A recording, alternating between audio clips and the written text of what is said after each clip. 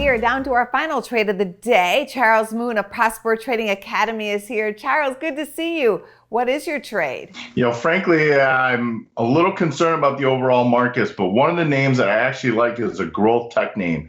It's called Elastic, Echo Sierra Tango Charlie, ESTC. They've actually held up pretty darn well, and I love the upside in this name. Now, frankly, and truthfully, I am a bit concerned about the overall markets. There's been some really aggressive selling that's coming into play, but this is one of those tech names. Everybody's talked about FSLY and DDOG and all these other high growth cloud names. This is one of those names that have actually performed very similar like those names, but have held up much better under the adverse market conditions. So if we're looking for the upside play here, ESTC, it's a great value play right now. The upside could really shoot up here. And if it starts shooting up, especially if it's contrarian to the rest of their pseudo peers in their sector, this is the name that you must watch here because it could get fast gains in a short period of time.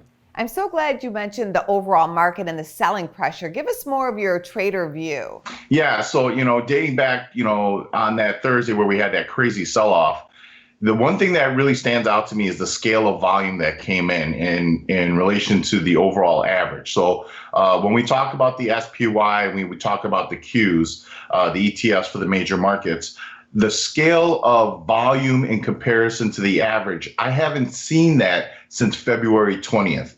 Now, February 20th was actually that first risk-off day right before the slide, and that's when we really started legging down. And of course, we all know what happened. So in no way am I saying that that's going to be the exact same thing here. But as we get closer to the election date, as we start seeing the markets kind of play out and see which candidate's really going to be the leader or the perceived next president, we could see the conditions get more volatile. And of course, as long as the FOMC has that by any means necessary stance, we shouldn't have a huge risk-off play, at least nothing that mirrors what happened in March. But I do anticipate a little bit more of a risk-off here in the overall markets. We've been on such a bullish run. It wouldn't be surprised if we retract another 10%.